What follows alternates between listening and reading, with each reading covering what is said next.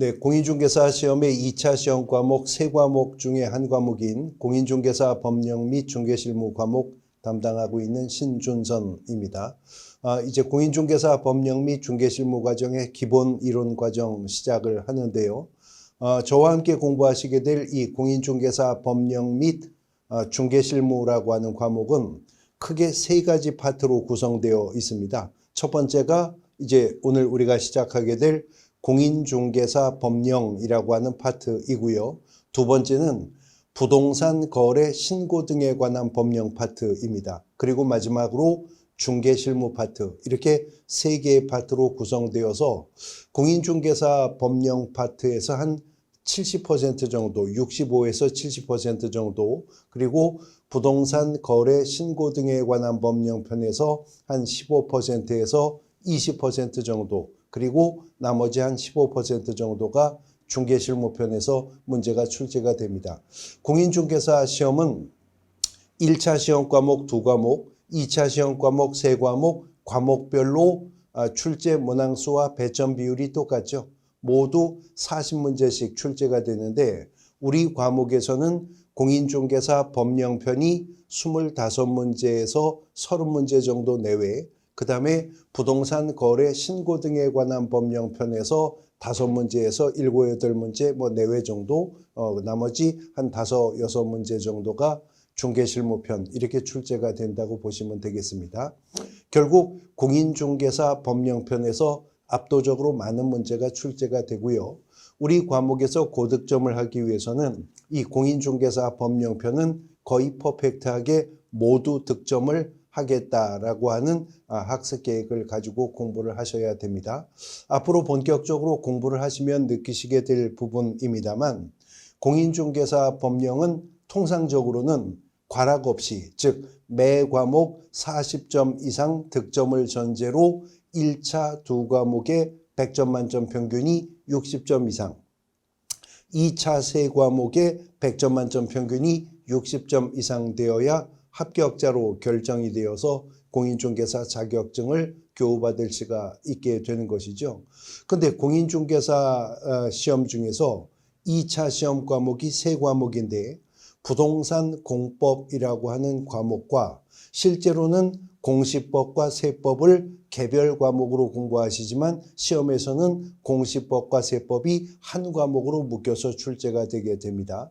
그래서 2차 시험 과목 3과목 중에서 전략적으로 점수를, 전체 평균을 올려줄 수 있는 거의 유일한 과목이 저와 함께 공부하시게 되는 이 공인중개사 법령 및 중개실무 과목이라고 하는 거죠. 그래서 적어도 우리 과목에서는 80점 이상은 득점을 하겠다. 그래야 전체 평균 60점을 안정적으로 유지할 수가 있기 때문에 그렇다라고 하는 것입니다.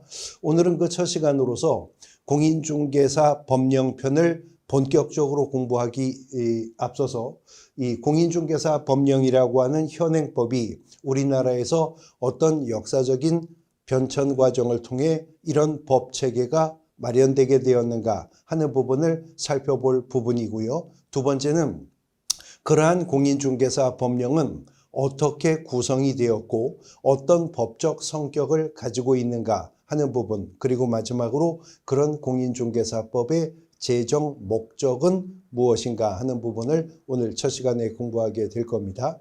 직접적으로 문제가 많이 출제되고 있는 부분은 아닙니다만 앞으로 공인중개사 법령의 내용을 이해하는데 바탕이 되는, 그 기본이 되는 부분들이기 때문에 암기한다고 의욕을 가지실 필요는 없고 내용을 그냥 이해한다라고 옛날 얘기들이니까요. 내용을 그냥 이해한다라고 가볍게 강의를 수강해 주시면 되겠습니다.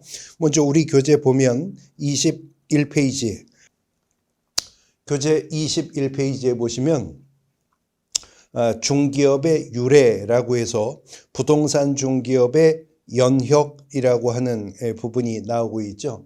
이른바 족보입니다. 공인중개사 법령은 우리나라에서 어떤 유래로 어떤 변천을 과정을 거쳐서 이러한 공인중개사 법령 체계가 마련되었는가라고 하는 것을 살펴보는 건데 맨 위에 21페이지 맨 위에 보시면 객주, 거간이라고 하는 자들이 나오게 됩니다. 먼저 이 객주라고 하는 것은요, 김주영 씨 소설 중에도 객주라고 하는 소설이 있잖아요. 이 객주 혹은 객상주인이라고도 불렀었다고 하는데, 멀리 고려시대에 유통과 관련된 종합적인 상행위를 하는 분들이 있었는데 이분들을 객주라고 불렀었다고 하는 겁니다. 그래서 이런 유통과 관련된 여러 가지 종합적인 상행위를 하면서 부동산 거래 알선, 토지나 가옥의 매매도 소개하는 역할을 했었기 때문에 우리나라에서는 이 고려시대의 객주라고 하는 상인들을 부동산 중개업의 효시다. 다시 말해 우리나라에서 부동산 중개업의 기원이 되는 자로 학자들은 판단을 하게 된다는 겁니다. 그 다음에 거간이라고 하는 말이 나오죠. 이 거간이라고 하는 말은 한자로는요, 있을 거 사이 간자를 씁니다. 있을 거 사이 간자. 다시 말해서 거간이라고 하는 것은 거래 당사자 사이에 서서 그들이 거래를 원활하게 성사할 수 있도록 흥정을 붙이는 것을 그 업무로 하던 상인들이었었다는 것이죠. 그래서 그 거간업을 통해 거래 당사자들이 흥정이 성사되어 거래가 이루어지면 당사자들에게 일정한 구전 수입을 받는 것을 업으로 하는 분들을 고려시대의 거간이라고 부르게 되었었다는 것입니다. 그런데 이러한 고려시대의 거간들이요, 그 전문성이 강화되게 되면서 거간하는 업종들이 전문화되어 가게 되더라는 거죠. 그러다가 보니까 포목 거간, 소금 거간, 쌀 거간, 이렇게 거간들이 구분이 되게 되어 가더라는 겁니다. 지금도 우시장에 가면 우거간이라는 말을 쓴다고 합니다. 우거간, 뭐 하는 사람들이죠? 소 팔러 나온 사람, 소 사러 나온 사람 사이에서 흥정을 붙여서 거래가 이루어지면 소를 판 사람한테도 소를 산 사람한테도 일정한 구전 수입을 받는 것을 업으로 하는 분들을 지금도 우시장에서는 우거간이라고 부른다고 하네요. 이렇게 거간들의 업무가 전문화, 분업화 양상을 띠게 되면서 지금의 부동산의 개념인 토지나 가옥의 매매만을 전문으로 알선하는 거간꾼들이 생겨나더라는 겁니다. 그래서 조선시대 이들을 집 가자에 거간 쾌자를 써서 각회 혹은 다른 말로 가거간 혹은 또 다른 말로 순우리말로는 집주름 이런 표현들을 쓰게 되었다고 하는 것이고요. 그 당시 조선시대에 이러한 각회, 다른 말로 가거간 혹은 집주름이라고 불리우던 이분들이 그러한 거간 활동을 하던 어떤 장소가 있었겠죠. 영업소가 있었을 거 아니겠어요? 이런 거간들이, 가거간들이 부동산 거래 알선 활동을 하던 그 영업소를 그 당시에 일컬어서 복덕방이라고 불렀었다고 하는 겁니다. 이건 아주 익숙한 이름이죠. 이 복덕방이라고 하는 말은 원래 조선시대에 이러한 가쾌, 다른 말로 가거간, 집주름이라고 불리우던 분들이 부동산 거래를 알선하던 장소를 일컬어서 복덕방이라고 불렀었다고 하고, 이것은 풍수지리 사상에 입각해서 생기복덕이라는 말에서 왔다고 합니다. 복과 덕을 불러서 일으키는 장소, 그런 의미를 가지고 있는 단어라고 합니다. 이런 건 출제되지 않습니다. 그냥 생활 상식으로 그냥 가볍게 들어주시면 되는 부분입니다. 그런데 이러한 각회, 가거간들이 사회가 발전하게 되면서 난립을 하게 되고, 이러한 각회 거간들의 난립이 과당 경쟁으로 거래질서 문란이 이제 문제가 되게 되면서 조선 마렵에 이들을 규제하기 위해서 객주거간 규칙이라고 하는 법이 제정되게 되는데, 이 객주거간 규칙은 그 당시 각회나 더 거슬러 올라가서 고려시대의 객주나 거간은 고려든 조선이든 산농공상의 엄격한 신분사회였었잖아요. 그 중에 가장 비천한 직종으로 인식되던 상행위를 하는 것이었었기 때문에 그들이 그런 업무를 하는데 어떤 법이나 제도적 규제가 전혀 없었었는데 우리나라에서 처음으로 생긴 규제가 객주거간 규칙이다. 그래서 객주거간 규칙이라고 하는 것은 우리나라에서 부동산 중개와 관련해서 입법이 된 최초의 법제가 된다라고 하는 데서 그 역사적 의미를 갖게 된다라고 하는 것입니다. 이러한 객주거간 규칙은 조선 말엽에 제정이 되어서 한동안 시행되다가 1910년 한일합방으로 인해 우리가 국권을 침탈당하게 되죠. 그러면서 폐지가 되고 이제 식민지 시대로 넘어가게 되는데 식민지 중반기인 1922년에 이 소개 영업 취체 규칙이라고 하는 것을 이제 입법을 하게 되더라는 거죠. 그래서 이 소개 영업 취체 규칙은 우리나라에서 한반도에서 시행된 법제이긴 하지만 우리가 자주적으로 입법한 법이 아니고 일제강점기 하에 일제에 의해서 입법이 된 법이라는 것입니다. 그래서 이 취체라고 하는 말 아주 생소하죠. 일본식 표현이라고 하는데 이 취체라고 하는 말은 지금 우리말로 바꾸면 단속 정도의 의미를 가지고 있는 일본식 표현이라고 합니다. 그래서 이러한 소개영업 취체 규칙은 1922년에 엄격한 허가제 형태로 제정이 되어서 이제 시행이 되게 되더라는 것이죠. 그런데 그 전에 최초의 법제가 객주거간 규칙이었었잖아요. 이 객주거간 규칙은 인가제 형태로 시행이 된 법이었었는데 이것이 한일합방과 함께 폐지가 되어서 자유영업제로 다시 환원되었다가 다시 허가제로 이렇게 바뀌게 되는 이제 효과가 생기게 되었다는 겁니다. 그런데 이 소개영업 취체 규칙이라고 하는 법은 일제강점기 하에 일본 제국주의에 의해서 입법이 된 법이었음에도 불구하고 1945년 8월 해방을 맞이한 이후에도 한동안 그 법의 효력이 유지되어 갔었다는 겁니다. 왜냐하면 1945년 8월 15일 우리가 광복을 맞게 되죠. 그러나 정치적으로는 해방이 되었지만 질서를 유지하기 위한 법제가 전혀 정비되지 않았었던 혼란기였었죠. 대한민국 정부는 1948년에 가서야 이제 정부 수립이 이루어지게 되니까요.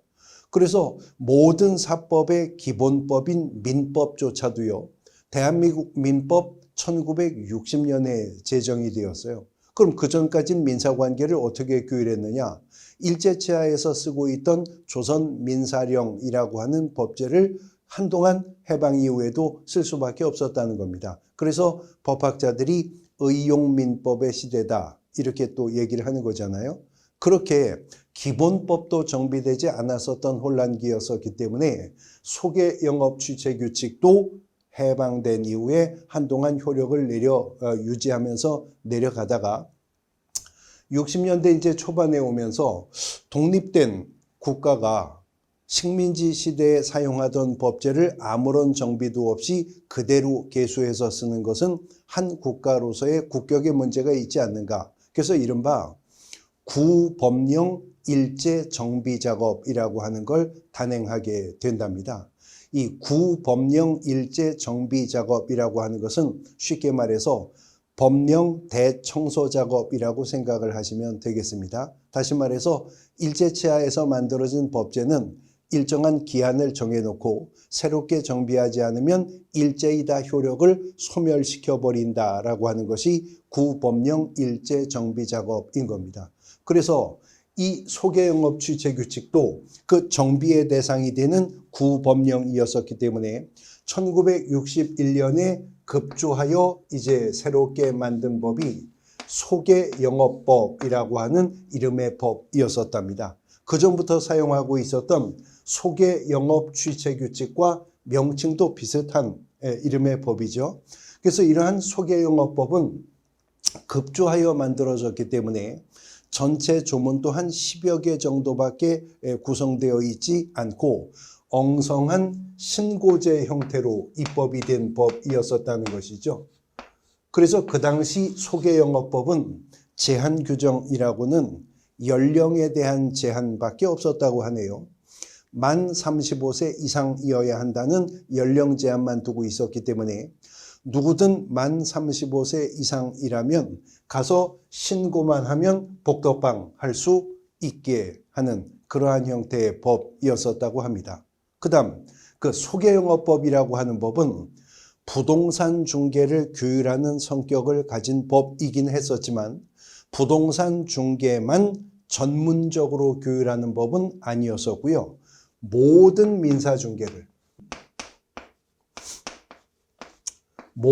민사중개를 그 규율 대상으로 하는 법이었었다고 합니다. 지금 제가 민사중개라고 하는 표현을 처음으로 썼기 때문에 개념을 좀 설명을 드리면 중개를 구별하는 여러 가지 구별 기준이 있어요. 근데 그 중에 중개를 민사중개와 상사중개로 구별하는 구별 기준도 있는 것이거든요. 그 구별 기준은 그렇습니다. 상사중개라고 하는 것은 표현 그대로 상인들 간의 기본적인 상거래, 장사하는 거 말입니다. 상거래를 알선하는 중개를 상사중개라고 합니다.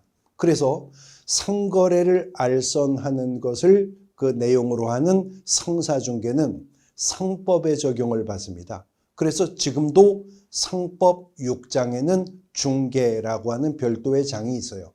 상거래를 알선하는 상사중개는 상법을 그 기본법으로 한다는 것이죠. 그러면 민사중개는 무엇이냐? 민사중개라고 하는 것이 독립한 개념이 있는 게 아니고 그러한 상사중개가 아닌 중개들은 다 민사중개인 겁니다. 다시 말해 상거래를 알선하는 중개가 아닌 중개, 장사를 알선하는 것이 아닌 중개가 다 민사중개라는 거죠. 대표적으로 장가 가고자 하는 사람, 시집 가고자 하는 사람 소개해 주는 거 우리가 뭐 한다 그러죠? 혼인 중매한다라고 하잖아요. 이 중매하는 행위도 알선하는 행위지만 장가 가고 시집 가는 결혼이 장사는 아니니까 상거래가 아니니까요. 그러니까 이런 혼인 중매라든가 직업 소개라든가 금전 소비대차의 알선이라든가 이런 것들이 다 상거래 알선하지 않는 중개를 하니까 민사중개에 속하는 거죠. 오늘 우리가 이제 이어지는 시간에 이 법이 정한 부동산 중개가 무엇인지를 입법 해석에 따라 정확하게 공부를 할 건데 그냥 일단 일반 상식선에서 부동산 중개라고 하는 것은 땅 팔고 집 사고 방 세 들어가는 거 소개하는 것이 부동산 중개인 거잖아요. 근데 우리가 땅을 팔거나 집을 사거나 방을 세를 얻는 행위 이러한 것들은 장사가 아니죠. 상거래가 아니죠. 그러므로 부동산 중개도 혼인 중매와 마찬가지로 직업 소개와 마찬가지로 금전 소비대차 알선 행위와 마찬가지로 민사중개에 속했기 때문에 이 소개영업법의 규율 대상이었었다는 거죠. 그런 소개영업법을 가지고 부동산 중개제도를 규율하고자 하니 법 자체가 태생적 한계가 있을 뿐만 아니라 문제는 60년대, 70년대 산업화 과정에서 부동산 투기가 큰 사회 문제로 대두가 되게 되면서 보니까 이 부동산이라고 하는 것은 민사중개의 대상이라고 하더라도 동산과 비교했을 때 거래 금액이 매우 높죠. 땅값이나 건물값은 일반 물건들에 비해서 가격이 매우 높잖아요. 또 부동산이라고 하는 것은 법률적으로도 아주 복잡한 권리의 객체인 것이기 때문에 부동산 중개만큼은 부동산 중개만을 전문적으로 규율하기 위한 독립한 법률이 있어야만 하겠다라고 하는 입법상의 필요가 생기게 되더라는 것이죠. 그래서 1983년에 국회가 의원입법의 형태로 부동산 중개만 전문으로 규율하는 독립한 법률을 입법을 하게 되는데 그것이 바로 부동산 중개업법입니다. 어떤 법이 새롭게 만들어질 때 제정이라고 하는 것이잖아요. 그래서 1983년에 부동산 중개업법이라고 하는 법이 제정이 되는데 항상 어떤 새로운 법이 제정이 된다라고 하는 것은 그 당시의 사회 상황을 반영하는 거죠. 소개영업법 시절에 누구나 가서 신고만 하면 부동산 중개를 할 수 있도록 허용하니 이것이 부동산 투기나 거래질서 문란의 원인이 된다. 그래서 그 대안으로 제정을 한 것이 부동산 중개업법이었었다는 겁니다. 그래서 부동산 중개업법이 제정될 당시 이 부동산 중개업법은 단속 법규적인 성격이 아주 강한 허가제 형태로 제정이 됩니다. 그래서 이 법이 시행된 이후부터는 신고만 하면 되는 게 아니라 허가관청에 가서 허가받은 자만 부동산 중개업을 할 수 있도록 관주도의 통제가 강화되는 제정 입법이 있게 되었다라고 하는 거죠. 그러면 허가관청이 당신은 중개업을 할 수 있도록 허가하겠다, 당신은 허가하지 않겠다 판단하려면 이자가 부동산 중개업을 영위할 수 있는 전문적인 지식과 소양을 갖춘 자인가에 대한 판단 기준이 있어야 될 거 아니겠어요? 그러려면 그 판단 기준으로서 검증 체계로서 전문 자격 제도가 있어야 되겠다라고 하는 입법상의 필요가 생기게 되더라는 거죠. 그래서 1983년 부동산 중개업법이 제정이 될 때 법 제정과 함께 도입된 전문 자격 제도가 지금 여러분들이 뜻을 세우고 도전을 시작하신 바로 이 공인중개사 제도라고 하는 겁니다. 그러니까 공인중개사 제도는 1983년 부동산 중개업법이 제정될 당시 법 제정과 함께 도입된 전문 자격 제도라는 거죠. 그러면 이때 도입이 되었다고 하니까 1983년만 하더라도 대한민국에는 공인중개사라고 하는 거는 한 명도 없었겠죠. 아직 시험도 한번 본 적이 없으니까. 근데 83년 제정이 된 부동산 중개업법은 1984년 그 이듬해에 가서야 법이 시행이 됩니다. 그러면 1984년만 해도 대한민국에는 공인중개사는 한 명도 없었겠죠. 83년 제정된 부동산 중개업법이 84년 시행이 되고 시행된 이듬해인 1985년에 가서야 이제 비로소 제1회 공인중개사 시험이 치루어지게 되었다라고 하는 것이죠. 이렇게 해서 지금까지 공인중개사 시험이 치루어지게 된 것인데 문제는 그러한 과정 속에서 부동산 중개업법이 크고 작은 10여 차례의 개정을 거쳐서 지금의 이제 법령 체계가 마련되게 되는 것인데요. 84년에 1회 공인중개사 시험이 치루어졌습니다. 그러면 법은 84년에 시행되었는데 공인중개사 시험은 85년에 1회 시험이 치루어졌으니 법이 시행될 당시만 하더라도 공인중개사 한 명도 없었겠죠. 그런데 존재하지도 않는 공인중개사에게만 중개업을 허가하겠다고 84년 법이 시행될 수가 없잖아요. 그러니까 85년 1회 시험이 치루어지고요. 86년 2회 시험, 87년 3회 시험, 88년 4회 공인중개사 시험까지 치루어내고 나서 1989년에 법이 1차 개정을 합니다. 첫 손질을 합니다. 그리고 89년 1차 개정을 하면서 앞으로는 이제부터는 신규 허가는 그 당시 부동산 중개업법 허가제였었다고 그랬어요. 신규 허가는 공인중개사 자격증 가진 자에게만 내주겠다라고 하는 내용이 89년 1차 개정을 통해 들어오게 됩니다. 그리고 이 1차 개정안은 그 이듬해인 1990년 1월부터 시행되게 돼요. 그러니까 1990년 1월부터는 공인중개사 자격증 가지고 있는 자만 중개업을 허가받을 수 있게 이제 제도가 점차 정착되어 가게 되었다는 것이죠. 그리고 나서 한 10년 정도 흐르니까 자격증이 있어야만 중개업을 허가해 준다면 자격증을 땄으면 자격 취득을 통해 중개업을 할 수 있는 전문적 지식과 소양이 이미 검증이 되었는데 이미 자격을 취득한 자에게 행정기관이 허가를 한 해 한 해를 다시 판단하는 것은 불필요한 이중적 규제가 아닌가, 이런 비판이 대두가 되게 되었다는 거죠. 그래서 10년이 흘러 1999년에 부동산 중개업법이 7차 개정을 하게 되는데요. 이 7차 개정에서 원래 허가제 형태로 제정되었었던 부동산 중개업법이 등록제로 바뀌게 되는 겁니다. 중개업이 허가제에서 등록제로 바뀌게 되더라는 거죠. 그리고 이 등록제는 지금 2024년 현재까지도 그대로 유지가 되어 가고 있는 겁니다. 그래서 현행법은 중개업을 적법하게 하려면 등록을 하여야 하고 등록한 자에게만 중개업을 허용하게 되었다라고 하는 것입니다. 그런데 1983년에 제정될 당시 법의 명칭은 부동산 중개업법이었었잖아요. 근데 이 부동산 중개업법이라는 이름으로 제정되었었던 이 법이 부동산 거래 신고라고 하는 제도를 개정을 통해 도입을 하게 됩니다.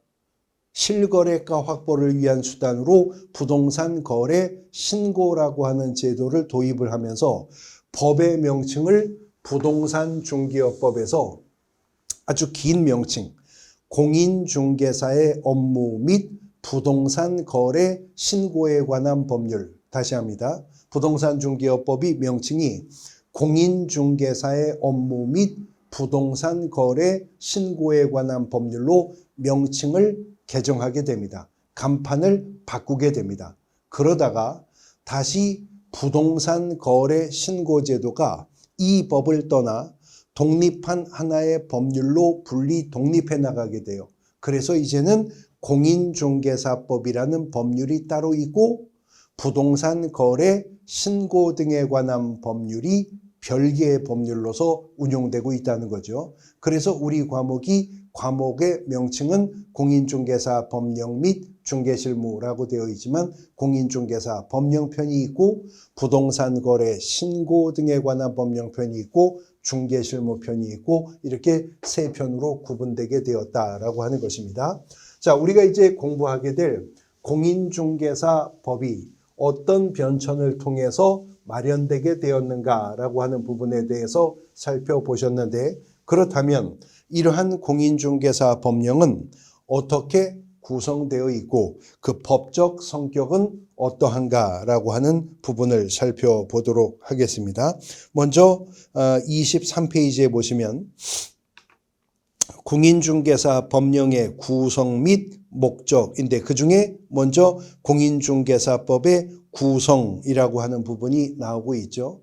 어떤 특정한 법령이 어떻게 구성이 되어 있는가라고 하는 부분은 그 법령의 구성을 이해하기 위해서 먼저 선행적으로 이해하셔야 될 개념이 있는데 이른바 법단계설 혹은 법단계론이라고 하는 부분입니다. 이 법단계설 혹은 법단계론이라고 하는 것은 원래는 독일의 켈젠이라는 법학자가 주창했었던 이론이지만 지금 모든 법치 국가에서는 법의 이 단계를 가지고 있어요. 법이라고 하는 것이 다 똑같은 중량과 가치를 가지고 있는 것이 아니라 법에 따라 그 중량과 가치를 등급을 나눈다는 것이죠. 그래서 법 단계설에 의해서 법의 등급을 매겨보게 되면 법의 단계 중에서 최상위의 법이 있습니다. 유일한 최상위의 법, 다 아시는 건데요. 뭐죠? 네, 헌법입니다. 헌법. 그래서 법의 단계에서 가장 위의 단계에 있는 법이 헌법이라고 하는 법이고 이 헌법이라고 하는 법은요. 최상위의 법으로서 두 가지의 내용을 담고 있는 법입니다. 하나는 기본권이라고 하는 거고요. 또 하나는 통치구조라고 하는 것입니다. 그래서 헌법은 기본권과 통치구조를 정한 법을 헌법이라고 합니다. 기본권이라고 하는 것은 우리가 생내적 권리, 천부인권이라고도 하죠. 생명권, 뭐 노동 3권, 뭐 신체의 자유, 거주 이전의 자유, 뭐 사상의 자유 이런 것들 헌법이 규정하고 있는 기본권들이잖아요. 그 다음에 통치구조라고 하는 것은 어느 한 국가의 정치 체계를 헌법이 정하는 겁니다. 대통령제를 할 거냐, 의원 내각제를 할 거냐, 대통령의 중임 또는 재임을 허용할 것이냐, 뭐 이런 것들 다 헌법이 통치구조를 통해서 정하는 거죠. 이런 헌법이 대한민국 헌법이 40조에서 입법권은 국회에 속한다라고 헌법이 정했어요. 법을 제정할 권한을 헌법은 국회에게 부여를 했죠. 그래서 헌법 규정에 따라 국회가 제정하는 법의 형식을 일컬어서 법률이라고 부르게 된다는 겁니다. 그러니까 법률은 어디서 만드는 거죠? 국회요. 국회가 제정하는 법의 형식을 일컬어서 법률이라고 부르게 된다는 거죠. 헌법으로부터 입법권은 국회가 부여받았어요. 그런데 문제는 국회가 어떤 법률을 제정해서 공포할 때 일상생활에 적용되는 세부적인 내용까지 다 국회가 정할 수는 없거든요. 그래서 국회가 어떤 특정한 법률을 제정해서 공포하면 그 법률로부터 위임을 받거나 아니면 그 법률을 시행하기 위해서 필요한 구체적인 사항을 대통령제 정부 형태하에서는 명령의 등급으로 입법을 하게 되는데 대통령제 정부 형태하에서 이 명령이라고 하는 것은 대통령이 국무회의의 심의를 거쳐서 입법하는 법의 형식을 명령이라고 합니다. 그래서 그 명령은 다른 명칭으로 대통령령이라고 표현을 하게 되고 보통 이 명령의 등급을 가지고 있는 법들은요. 하나같이 그 명칭이 무슨 법 시행령이라는 이름을 갖게 됩니다. 주택임대차보호법 시행령, 건축법 시행령, 부동산 등기법 시행령 이런 시행령이라고 하는 이름을 가지고 있는 법은 명령의 등급을 가지고 있다라고 하는 것이죠.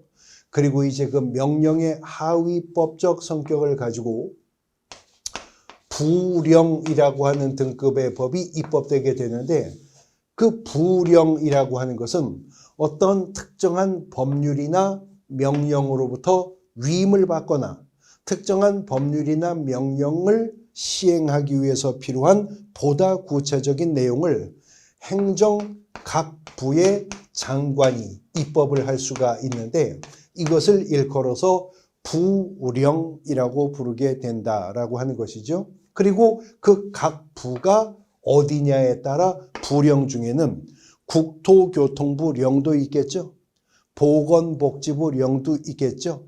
뭐 이렇게 구분되게 되는데 어쨌거나 이러한 부령의 등급을 가지고 있는 법들은 천편일률적으로 그 명칭이 무슨 법 시행규칙이라고 하는 이름을 갖게 된다는 거죠.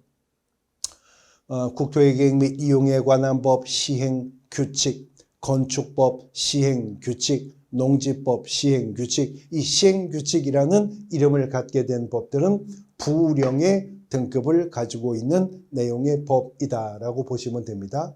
그리고 이제 그 하위법적 성격으로서 조례라고 하는 등급의 법이 있는데 잘 아시는 바와 같이 조례는 어디서요? 각 지방자치단체가 지방의회 의결을 거쳐서 입법하는 법의 형식을 조례라고 하는 겁니다. 물론 조례 중에는 특별시, 광역시, 도, 특별자치도에서 입법하는 시도조례도 있고 또 시군구에서 입법하는 시군구 조례도 있죠. 서울특별시 조례가 있지만 또 강남구 조례, 송파구 조례, 강북구 조례, 뭐 양천구 조례가 있는 바와 같습니다. 그래서 법은 단계가 있어서 최상위의 법인 헌법으로부터 법률, 명령, 부령, 조례로 단계를 가지고 있고요. 어떠한 법체계 속에서든 하위법은 상위법에 구속됩니다. 기속됩니다. 그러니까 조례는 불령에, 불령은 명령에, 명령은 법률에, 대한민국에 수천 개의 법률이 있지만 모든 법률은 헌법의 하위법이죠. 그러므로 법률은 국회가 제정한다 하더라도 헌법에 부합되는 형태로 입법되어야 한다라고 하는 것이죠. 자, 이런 법체계 속에서요. 다시 앞선 연역에 관한 설명으로 돌아간 건데 1983년에 국회가 부동산 중개만 전문으로 규율하는 독립한 법률이 있어야 되겠다라고 해서 입법을 한 법률이 바로 공인중개사법이었었던 거죠. 그러니까 공인중개사법은 법률의 등급을 가지고 입법이 된 법이라고 하는 걸 알 수가 있습니다. 그리고 공인중개사법의 하위법으로서 대통령이 국무회의의 심의를 거쳐서 입법한 명령의 등급으로 입법이 된 법이 바로 공인중개사법 시행령이라고 하는 이름을 가지고 있는 법이라고 하는 거죠. 그리고 그 하위법으로서 부령으로 등급을 가지고 있는 법이 있는데 공인중개사법 시행규칙이라고 하는 이름의 법인데 우리나라에서 부동산 중개제도를 관장하고 규율하는 주무부서가 어디죠?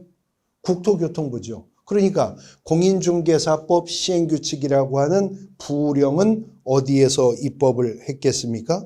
당연히 국토교통부 장관의 명의로 입법을 했겠죠. 그래서 국토교통부령의 일종으로서 공인중개사법 시행규칙이 구성되어 있어요. 그래서 공인중개사법령의 구성은 법률의 등급으로서의 공인중개사법과 명령의 등급으로서 대통령이 국무회의의 심의를 거쳐서 입법한 공인중개사법 시행령과 부령의 등급으로서 국토교통부령의 형태로 만들어진 공인중개사법 시행규칙으로 공인중개사법령은 3분되어 구성되어 있게 되었다는 겁니다.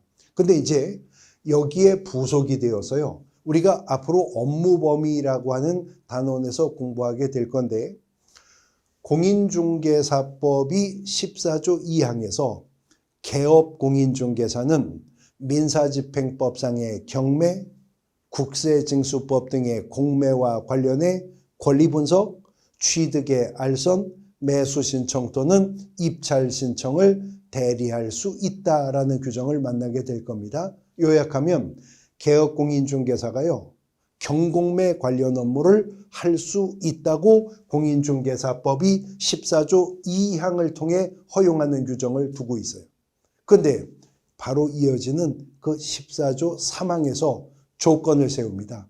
14조 2항이 개업공인중개사가 경공매 관련 업무를 할 수 있다고 했잖아요. 그런데 14조 3항이 할 수 있는데 14조 2항이 할 수 있다고 하는 그 경공매 관련 업무 중에서 민사집행법상의 법원 부동산 경매 대리요.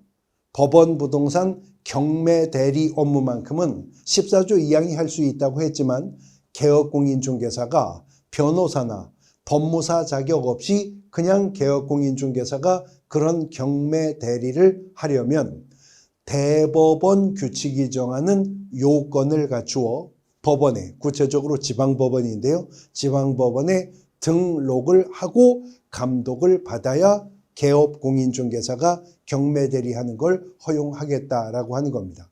그러면 공인중개사법 14조 3항이 개업공인중개사가 경매 대리를 하려면 대법원 규칙이 정하는 요건을 갖추어 법원에 등록을 해야 한다고 했다면 그 대법원 규칙이 있어야 되겠죠.